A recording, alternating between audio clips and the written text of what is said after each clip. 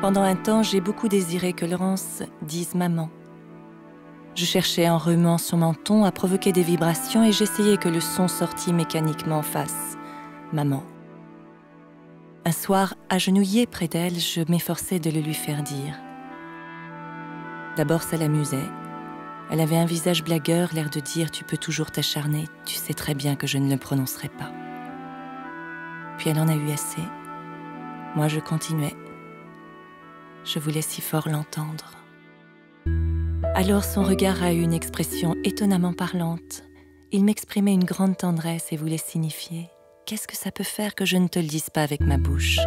Je peux te le dire autrement. »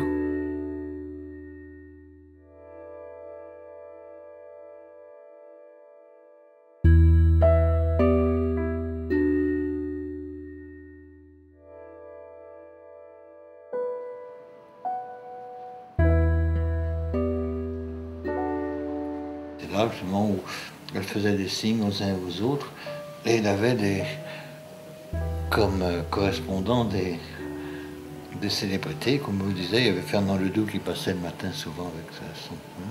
Il y avait du Mésil qui quelquefois passait aussi. Elle réussissait à communiquer, à se faire des petits signes, des petits sourires. Oui, puis elle riait beaucoup.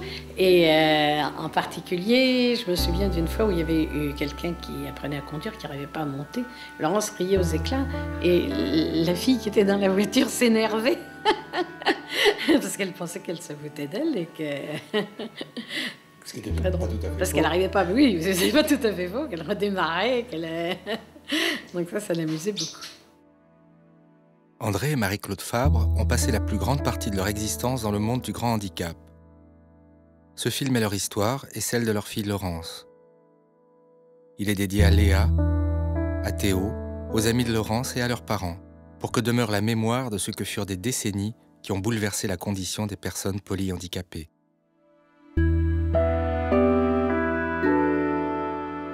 Laurence est née en 1955. Elle est malvenue au monde. 3/4 d'heure de réanimation ont été nécessaires à sa naissance et des traitements intensifs dans les semaines qui ont suivi. On nous a dit qu'elle était sauvée. C'était notre premier enfant. Je n'imaginais pas que cette naissance difficile puisse avoir des répercussions sur toute sa vie. Elle était sauvée. Tout était réglé. Tout a été tellement progressif entre la naissance un peu catastrophique. On s'est aperçu que ça se passait très mal, mais immédiatement après, Laurence respirait, Laurence vivait, et on avait le sentiment qu'il n'y aurait plus grand-chose comme trace après. Peut-être un petit peu de retard dans des petits détails. On ne pensait pas du tout à l'importance de ce handicap.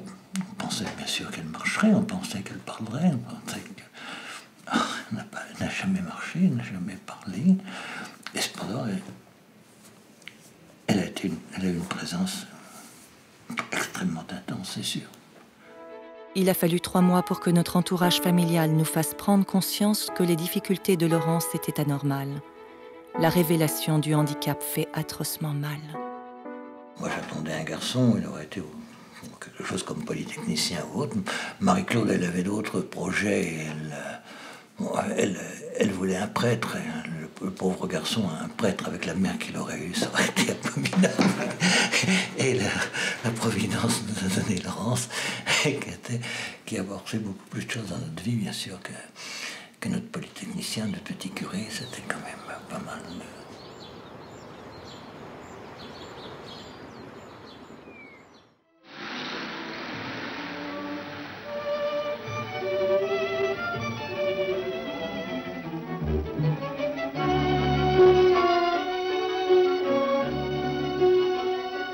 Même les voitures devenaient plus belles à ce moment-là. Les appartements étaient plus léchés. C'est surtout... c'est l'époque où on commençait à avoir des sanitaires éclatants. Et dans toute la façon de s'habiller, il fallait que réciproquement les uns aux autres dans la société, on soit très présentable. Et il est évident que nos enfants n'étaient pas très présentables, c'est vrai.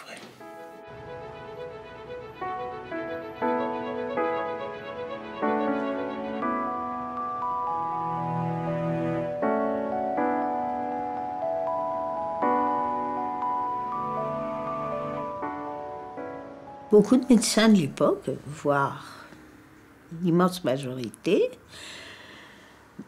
ressentaient la multiplicité de ces déficiences et leur caractère gravissime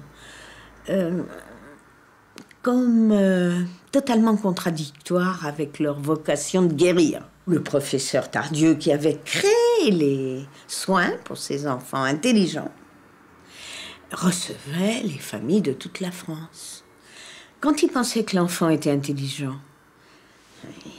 il prescrivait les soins, l'éducation, au besoin, il le faisait entrer dans les services de Garches et du Kremlin-Bicêtre. Et quand il pensait qu'ils étaient arriérés, il disait aux familles, il n'y a rien à faire, oubliez-le. J'ai été consulter très vite des spécialistes, dont le professeur Tardieu, qui l'a pris, qui l'a projeté en l'air et qui l'a fait plier en avant. Et lui a dit, Madame, il ne se redresse pas, on ne pourra jamais rien faire de lui. Je m'étais dit, moi je me mettrais à la place de l'enfant, évidemment que je ferais rien. Je suis sortie de là, je me suis dit, je me jette dans la Seine ou quoi. Je me souviens encore, j'étais assise sur un banc avec mon mari. Et on se disait, mais qu'est-ce qu'on fait? Les familles s'effondraient, évidemment. Les mères qui avaient traversé toute la France vers un espoir de soins. Et alors, ils ne supportaient pas, parce que c'était un être humain, ces pleurs et ce désespoir.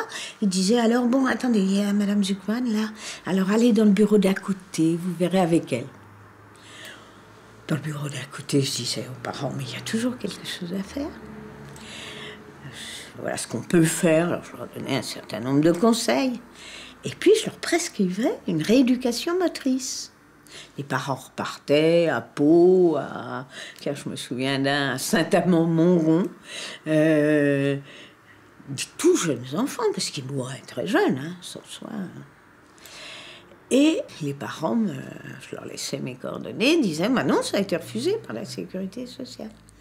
Ce désespoir, ce sentiment d'injustice, ce sentiment de faute, de dire à des parents, il n'y a rien à faire, repartez sans rien, tous le ressentaient. Il n'y avait rien parce que la sécurité sociale refusait la prise en charge, au nom de leur non-récupérabilité.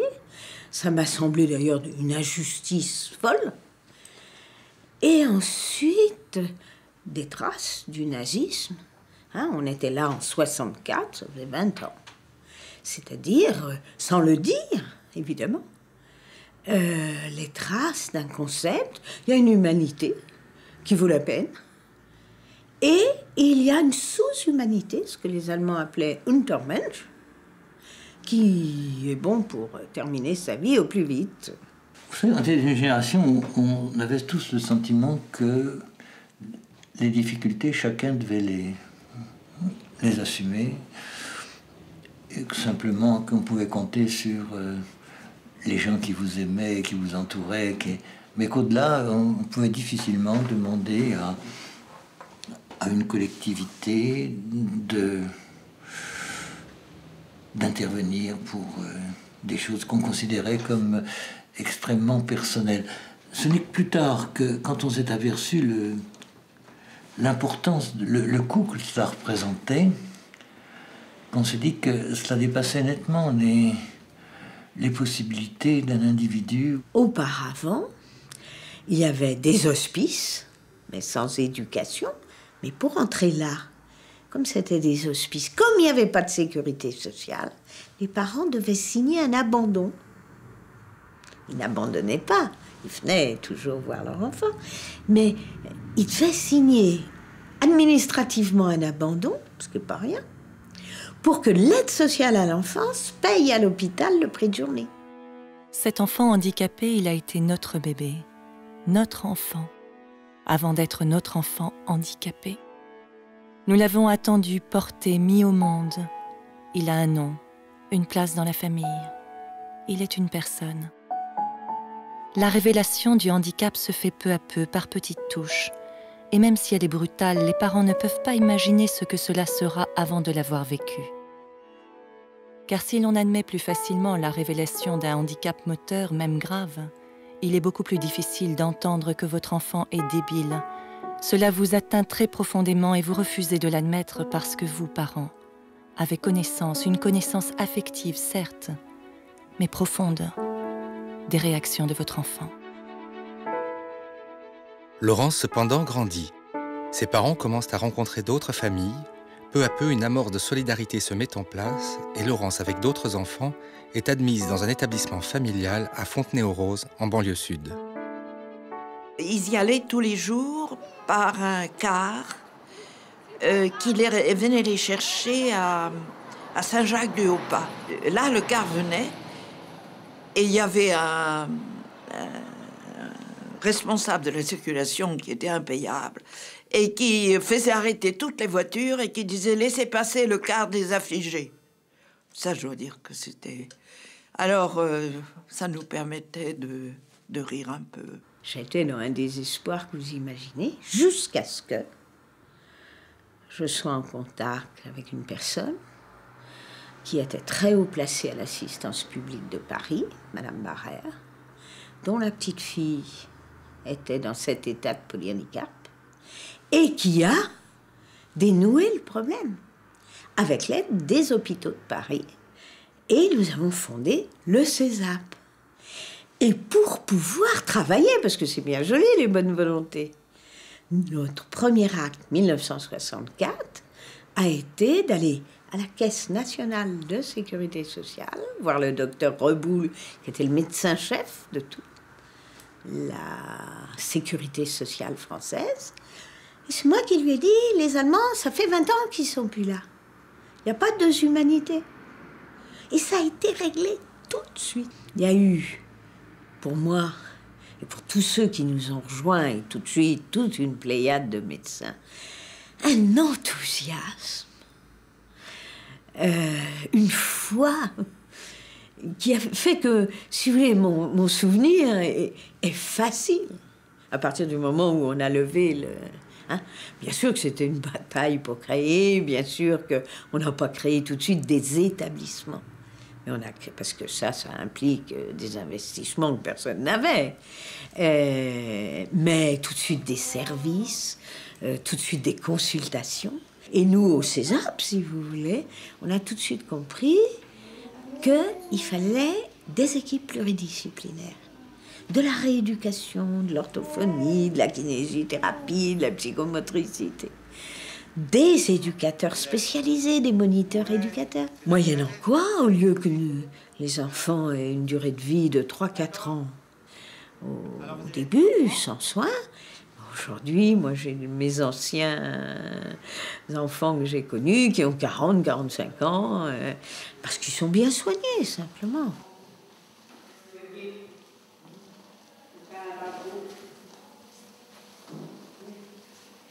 Ouais. Vous partez cet après-midi avec le club de loisirs? Ouais. Ouais. Et vous allez fêter les rois? La galette, je crois. Vous avez vu, hein? Vous êtes la vedette?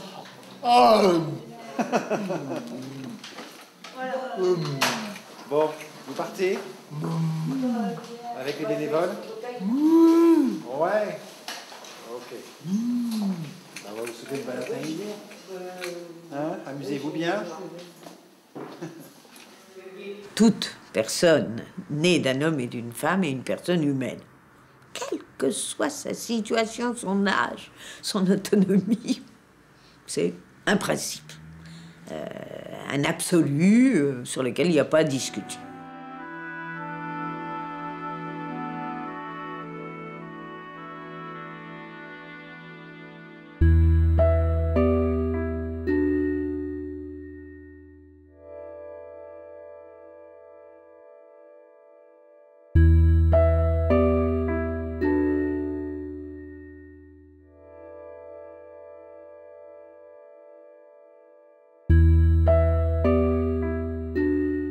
l'apparence nous fait mal et inspire à quelques-uns un recul tel qu'ils se disent « mon chien comprend mieux que lui ». C'est des choses qu'on entend, même dans des équipes. Or, dans le polyhandicap tel que nous le connaissons, eh bien, ces enfants nouent des relations à leur manière, mais développent même à l'extrême leur vie de relations, parce que c'est ce qui leur reste. Et puis, des notions modernes, comme celle de la résilience, par exemple, c'est-à-dire des capacités de l'être humain à résister à des situations extrêmes. Eh bien, eux, ils l'ont. Et leur attention se porte, se focalise, même au sein de l'arriération très profonde, sur ce qui est proche et important pour eux, c'est-à-dire le lien interhumain. Et ils nous décodent, ils ont une intelligence de la relation humaine proche. Si on leur parle de Chirac, ça leur dit pas grand-chose. Sûrement une des richesses que Laurence m'a apportées, c'est d'essayer de ne pas avoir le regard que j'ai, comme tout le monde, sur l'apparence extérieure ou sur la façon de raisonner avec des schémas préétablis sur ce qui est bien ou pas. L'essentiel de la personne humaine, il est dans le cœur, dans les sentiments, dans le relationnel, et que ça, c'est indépendant en fait de l'expression et de la façon dont on peut l'exprimer, le sortir. Et soudain, elle a ri. Nous étions, mon mari et moi, étendus, et Laurence, notre bébé de 6 mois, était entre nous. Ce petit corps raide, aux bras tendus, qui s'arc-boutait, dont les yeux tremblaient, que nous avions depuis qu'elle était malvenue au monde, tant de mal à alimenter, qui pleurait pendant des heures la nuit et avec qui nous avions si peu encore de communication, ce petit être était réellement vivant, puisqu'elle pouvait exprimer son contentement de façon personnelle. Cet éclat de rire conscient, joyeux, le prouvait. Laurence riait et elle a été heureuse, non pas autant que bien d'autres gens dits normaux, mais certainement à sa façon, beaucoup plus. À chacun sa mesure, peut-on remplir davantage un dé à coudre ou un grand vase? Elle était aimée et elle aimait les siens. Elle attendait tout des autres sans s'imaginer tout ce qu'elle leur donnait.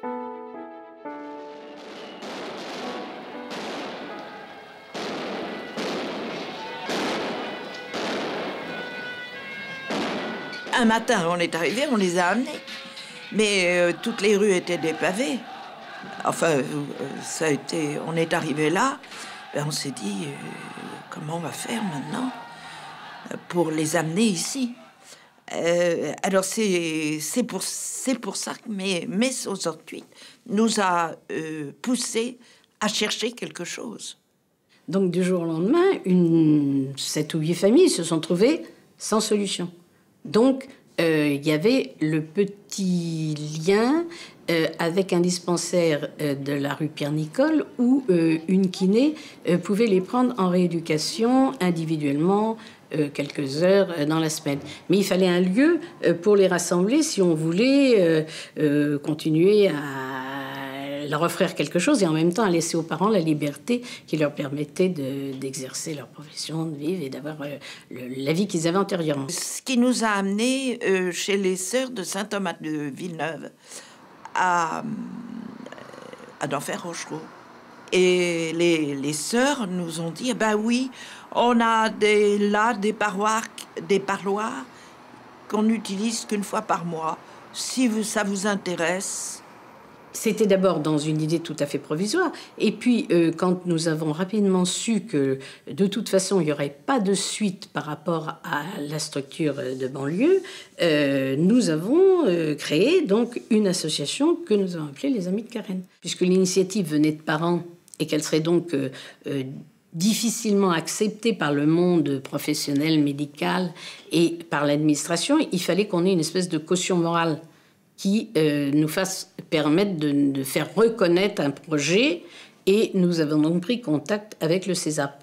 Et c'est là mon premier contact personnel avec Madame Zuckman pour avoir une convention et qui permettrait à ce petit groupe des Amis de Carène d'être guidés sur le plan de l'orientation pédagogique et sur un suivi médical et paramédical des enfants, avec les consultations spécialisées que le CESAP venait de mettre en place dans les hôpitaux, et notamment Saint-Vincent-de-Paul, c'est-à-dire juste en face.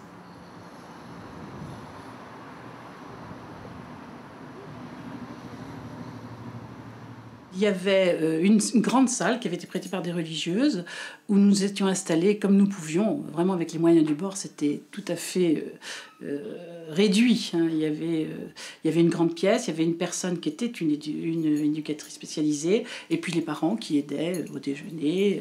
Nous les conduisions le matin, nous allions les rechercher le soir. Mais c'était une aération, si vous voulez. Il n'y avait pas encore de projet, on déposait nos problèmes et notre paquet et on travaillait ensemble. Alors au début, nous avons démarré, il y avait 5 enfants. Très vite, il y en a eu 7, puis 9. Et puis 13, on est resté longtemps à 13 enfants. Ce qui était très important pour une pièce qui, bien qu'elle fût vaste, était quand même limitée puisqu'on y faisait tout. Ma première impression, lorsque j'ai apporté ma fille, si je puis dire, au centre, ça a été un recul, parce que c'était effectivement un préau, des toiles qui étaient tendues, des bassines, il n'y avait rien.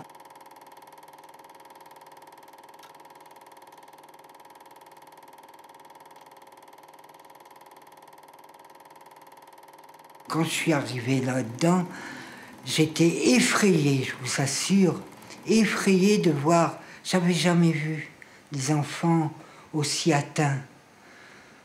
Alors je me demandais ce que je faisais là. Je regardais sans oser de regarder, vous savez, par pudeur. Et puis par aussi, j'étais un peu effrayée. J'ai eu ce mouvement en disant je regarde pas, je n'osais pas regarder. Et j'ai vu tous ces enfants qui étaient là, qui bavaient, qui étaient repliés sur eux-mêmes, puisque c'était une grande salle, ils étaient tous ensemble. Et je me demande comment je ne suis pas partie en courant. Parce qu'il y avait des adultes qui étaient là, qui parlaient aux enfants. Je me demandais, je dis, ils sont illuminés, pourquoi ils leur parlent? Attends. C'est le mot que j'ai le plus dit à Laurence.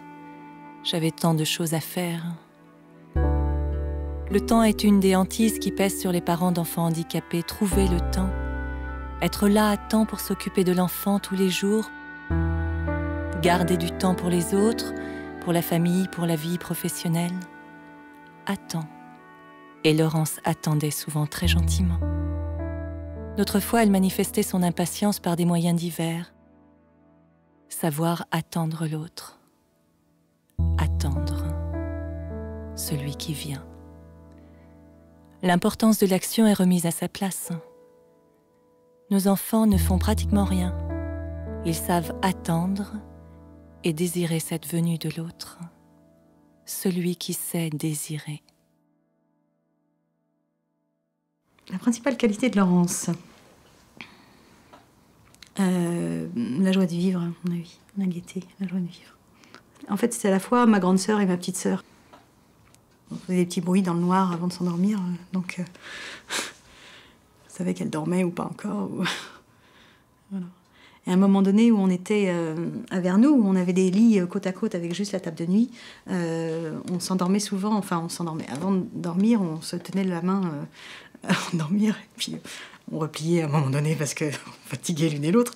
Mais Laurence avait une force très forte dans les bras. Laurence avait un caractère riant, heureux. Mais est-ce que derrière tout, il y avait des rires nerveux, derrière ces rires? Mais je la voyais un petit peu de temps en temps, vous savez, quand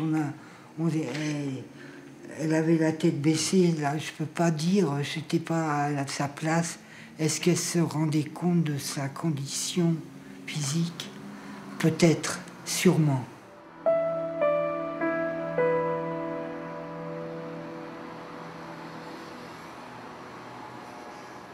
Pour construire, on a chacun dans son circuit a cherché à trouver de l'argent. Parce qu'il fallait les propositions qu'avait fait Mme Fabre auprès de la Sécurité sociale. Je ne sais pas si je dois le dire comme ça, mais en tout cas, la Sécurité sociale avait dit, nous on est d'accord pour que vous ayez un centre, voilà la clé, construisez-le. C'était un peu l'image que je dois vous donner, enfin, que je ressentais. Ça, c'était le terrain vague, hein, cette partie qui est ici. C'était un terrain vague qui servait de terrain de jeu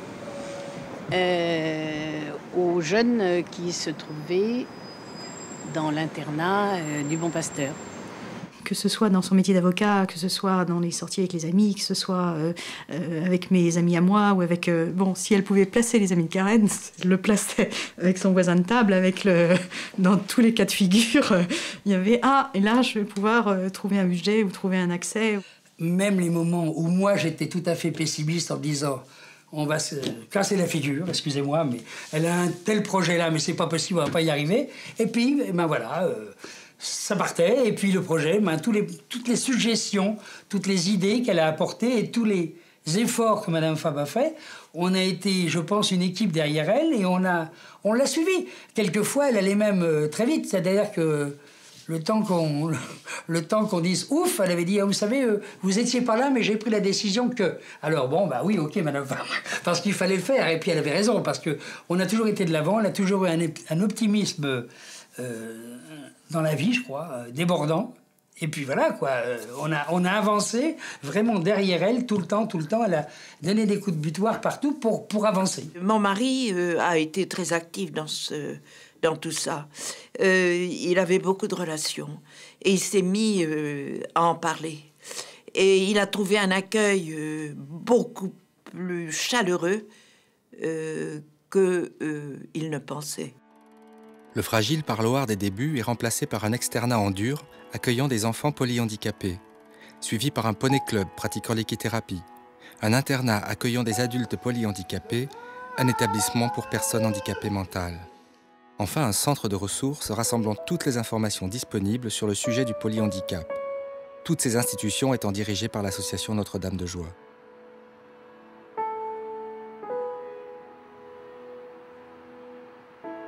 Chaque structure a été inventée, réfléchie, et surtout dans la proximité de l'adolescent ou de l'enfant, de l'adulte accueilli.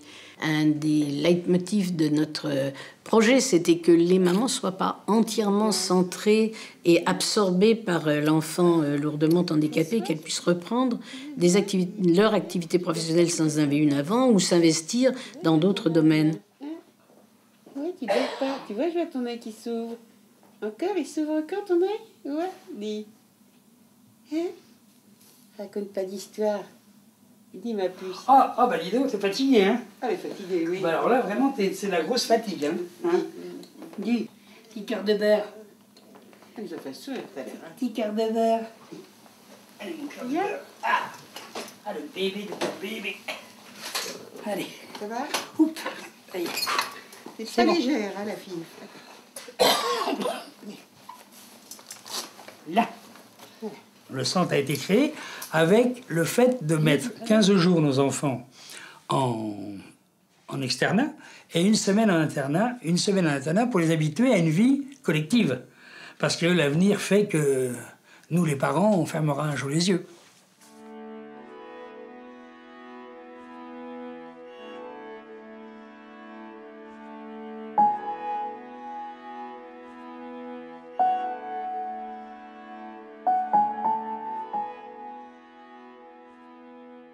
Le fait qu'on emmène Sandrine tous les jours, c'était pas un problème.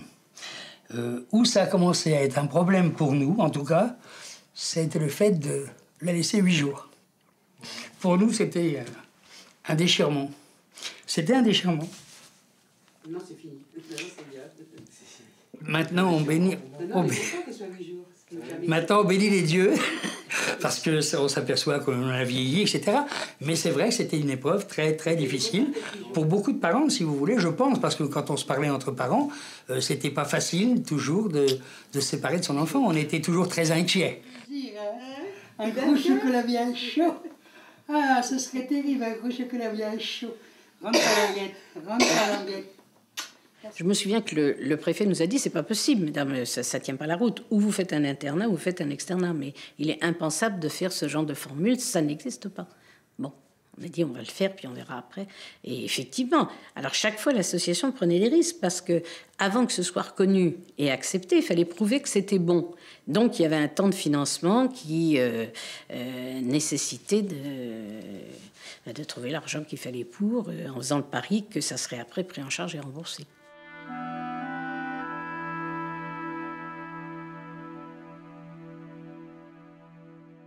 C'est Madame Simone Veil donc, qui est venue inaugurer l'EMP. Quand elle est venue pour la première fois, enfin, elle n'y connaissait absolument rien, mais elle est revenue peut-être 7 ou 8 mois après pour accueillir la reine d'Espagne. À ce moment-là, elle connaissait le problème sur le bout des doigts. Et non seulement elle le connaissait dans le style du discours officiel, mais je me souviens d'avoir été frappée dans les couloirs, justement, où elle parlait avec l'un ou l'autre, de voir comme ces questions étaient pertinentes et justes et comment elle avait saisi la problématique. L'année suivante, en 1975, Simone Veil fera voter la première loi en France sur le handicap. Les personnes handicapées s'y voient reconnaître par les pouvoirs publics le droit à être prises en charge et intégrées dans la société comme des citoyens valides. C'est un progrès considérable, mais il reste beaucoup à construire, surtout pour les adultes. Or, les Fabre ont une maison de campagne à Vernoux-sur-la-Selle, en Seine-et-Marne, jouxtant un ancien camp de l'armée américaine, vaste bâtisse entièrement de plain-pied. Donc il fallait chercher ailleurs pour pouvoir créer d'autres structures qui les accueilleraient devenus adultes. On était là dans la chambre du dessus. Les fenêtres étaient ouvertes et de là on voit ce qui était à l'époque les ruines du camp américain où on s'est installé. Et là, visiblement, l'idée d'installer les amis de Karen lui est venue. Et moi, j'avais l'impression d'une menace parce que je savais que chaque nouvelle initiative était quand même pour elle une façon d'être encore plus absorbée, plus prise, plus aux limites des possibilités. Et d'avoir ça en plus, je voyais venir le danger. Je savais que je n'y pouvais rien et que personne au monde n'y pourrait rien.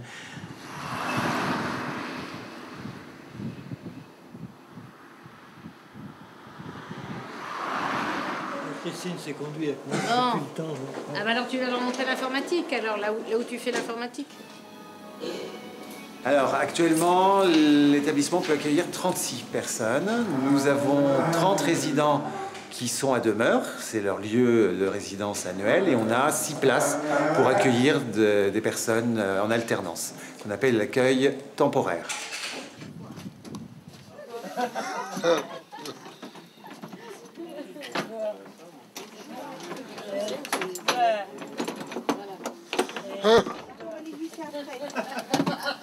C'est tout ce qu'il aime. Allez, 2 minutes. Voilà.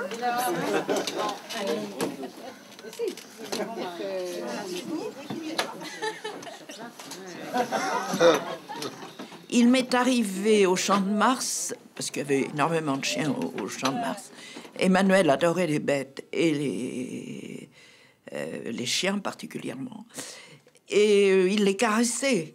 Eh bien, j'ai vu une personne qui avait 2 petits chiens me dire « Oh, madame, vous ne devriez pas le laisser sortir, ça effraie mes chiens. » C'est beaucoup plus admis par beaucoup de gens, d'ailleurs, même quand on parle aux gens un peu dans la rue, etc., qu'on discute, on dit « Bah oui, les enfants handicapés coûtent cher », les gens répondent « Bah oui, mais nos impôts, ça va quelque chose. » Enfin, donc je veux dire qu'il y a eu cette ouverture qu'il n'y avait pas, je pense, en 1900.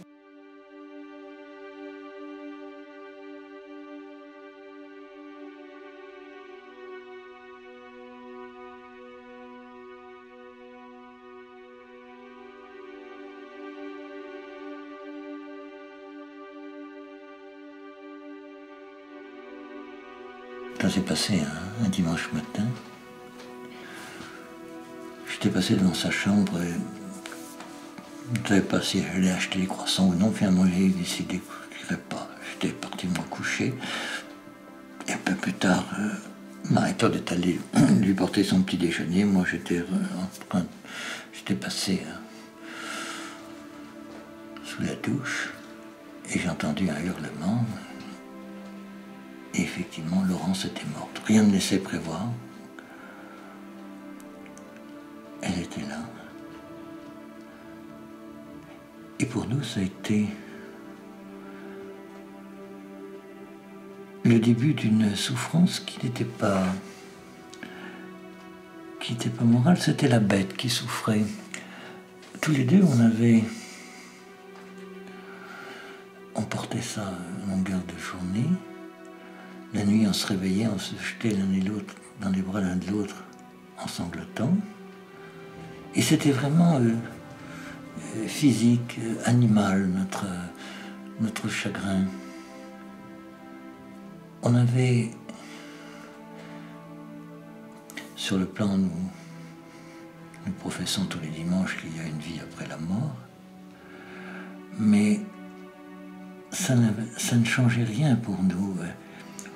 On avait peut-être l'un et l'autre une vue différente, mais on avait l'impression, moi j'avais l'impression d'une sorte d'explosion, qu'elle était partie à des années-lumière, qu'elle était devenue pour moi inaccessible, alors qu'avec sa mère a probablement un sentiment d'une plus grande proximité. Je suis allé voir le lendemain, le lendemain matin, lorsque Laurence a disparu, et j'étais admiratif, parce que Madame Fabre avait... Comment je pourrais dire? Son enfant était présent. Et je crois qu'elle continue. Elle continue à être là. Je crois qu'elle vit dedans, avec. Un enfant handicapé, c'est un enfant qui fait partie de vous-même, qui vous consacrez tellement de vous-même qu'on a l'impression d'être d'un arrachement et d'une séparation très, très douloureuse. On est tellement proche de l'enfant handicapé qu'on porte, qu'on lave, qu'on soigne. Ce que vous faites avec un bébé pendant 1 an, Laurence est morte à 27 ans. Il y a quand même quelque chose de très charnel qui reste qui est un lien très, très fort, quoi, dont il est difficile d'être subitement... alors c'est peut-être très, très subjectif par rapport à soi-même, mais dont on est privé, quoi, c'est sûr. Là, quand on touche comme ça la souffrance de mes beaux-parents, ça a été une douleur, ça a été...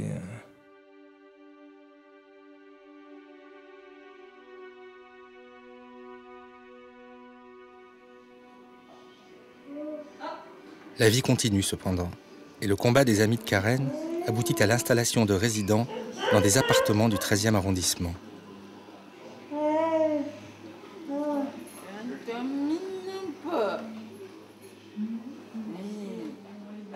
Au départ, c'est le père qui nous a aidés, et après, c'est nous qui a choisi. C'est à la fois une formule qui leur donne un chez eux, vraiment le sentiment que c'est leur maison, avec la différence entre le lieu où on vit et le lieu où on travaille, où on fait des activités, où on a une vie active, l'activité de la vie. Donc on part de chez soi comme on part de la maison pour aller dans un autre lieu, ce qui crée un rythme qui oblige déjà les professionnels à tenir une certaine discipline dans l'organisation du temps, mais les résidents, ça leur donne une structuration tout à fait intéressante. Est-ce que vous voulez préparer un transfert cette année? C'est le moment d'organiser l'année 2007. Et on irait où en transfert alors?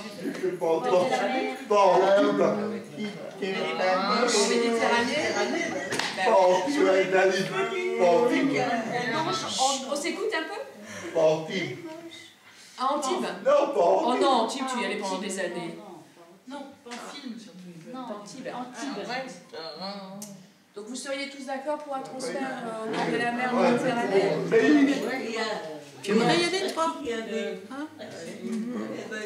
Avec maman, oui. En 1998 est ouvert un autre établissement pionnier, la maison familiale de Villeserre.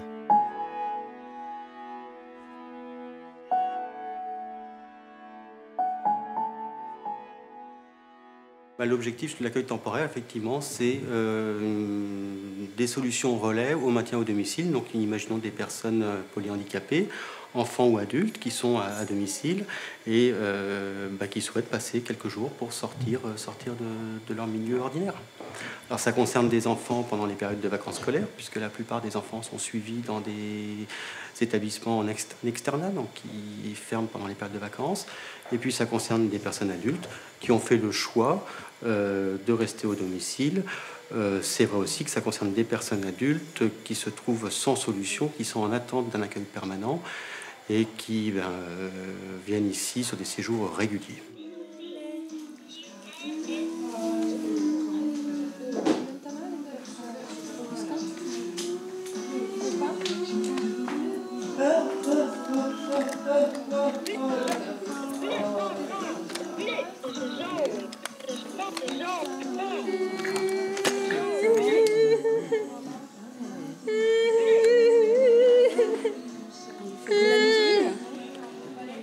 Même aujourd'hui, avec tous les moyens de détection prénataux, toute la surveillance, tous les progrès de l'accouchement, il y a un monde d'autres causes qui font que dans tous les pays développés, la fréquence du polyhandicap reste la même, avec d'autres causes, en particulier des causes acquises, les accidents domestiques, les maladies gravissimes qu'on arrive à réanimer légitimement, une grande septicémie.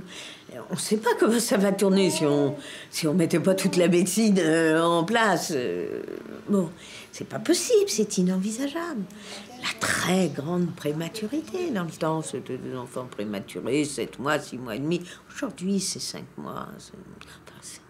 On recule les... Bon, avant, ils mouraient, ces enfants. Maintenant, on lutte contre la mort, à juste titre, enfin.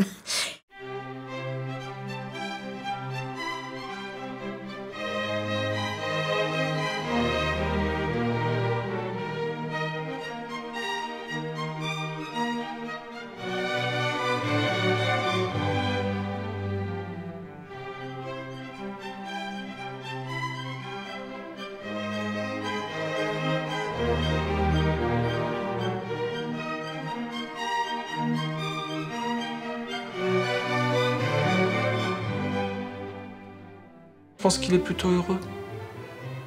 Il est plutôt heureux dans...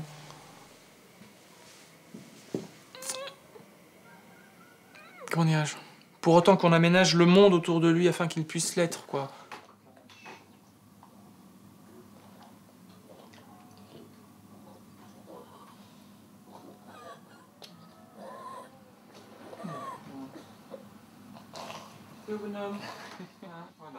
On n'ose pas trop regarder l'avenir trop loin parce que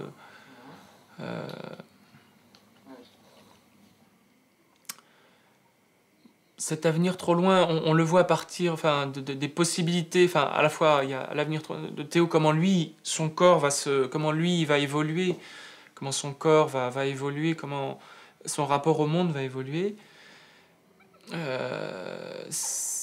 Ce qu'il peut découvrir, ce qu'il va pouvoir être à même de découvrir, s'il peut se développer en s'ouvrant plus, peut-être il est très ouvert, je sais pas, en ayant un petit peu plus de maîtrise sur ce qu'il peut demander, je sais pas comment dire ça, mais ça je sais pas trop, donc quand on pense à ça, on sait pas trop ce qu'il peut faire. On a peur en fait de comment il va grandir, parce quand on voit des adolescents, des adultes handicapés, ça nous fait très peur, quoi. C'est le gros problème, je crois, de tous les parents, c'est de savoir le devenir de nos enfants, parce qu'en fonction de ces enfants aussi, il y a il y a des enfants, des jeunes, vieillissants quand même, adultes handicapés qui sont résistants, costauds, etc. Puis d'autres qui sont très fragiles, avec des fréquentes petites maladies, des insuffisances respiratoires, ce qui est le cas un peu pour notre fille. Donc je veux dire qu'il y a une fragilité. Donc c'est vrai aussi que là, on a encore une fois une grande inquiétude. Parce qu'on se dit, est-ce qu'elle résistera à une permanence dans une collectivité. Il est impossible de bien s'occuper des enfants, des adolescents, des adultes polyhandicapés à moindre coût. Impossible de les faire vivre bien dans la qualité comme on fait mourir les très vieux dans les espèces de mouroirs que sont encore trop de maisons de retraite. C'est-à-dire sans un entourage humain suffisamment nombreux, formé et soutenu. C'est pas vrai. Quand on est dépendant pour une raison X et à quelque âge que ce soit, un soignant pour 10 personnes est obligé de le traiter comme une chose. Ça fait des prix de journée extrêmement élevés, contre lesquels, actuellement, l'État semble prêt à regimber.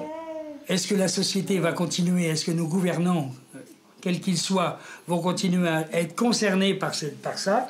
Moi, je suis optimiste, je pense que oui. Je pense qu'il faudra que ça vienne. De toute façon, parce que les gens dans la rue, enfin les gens que nous rencontrons, les gens dans la rue, sont beaucoup plus concernés qu'ils l'étaient. Les décideurs sont plus économiques que les parents ou les professionnels. Donc c'est ça qui est dans notre société d'aujourd'hui, où évidemment le modèle est, il faut être actif et rentable, où il peut y avoir une perversion qui n'existait pas il y a 50 ans, parce qu'il y a 50 ans, ça se posait pas. Hein.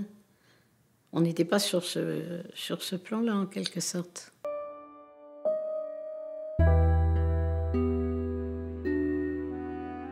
La vie de Laurence, cette vie si peu importante en apparence pendant 27 ans, a un sens. Je peux l'affirmer. Laurence était très handicapée et elle a eu une vie heureuse. Je ne dis pas qu'elle n'a pas souffert de son handicap physiquement et moralement. Je dis qu'elle a pleinement assumé et répondu à l'appel qui était le sien.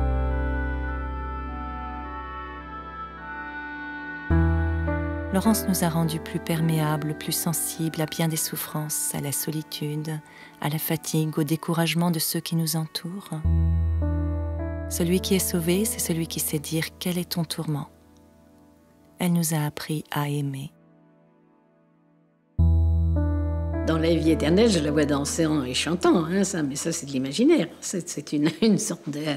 parce qu'on n'en voit pas les gens avec leur corps. Enfin, elle est délivrée de ce qui était ses difficultés.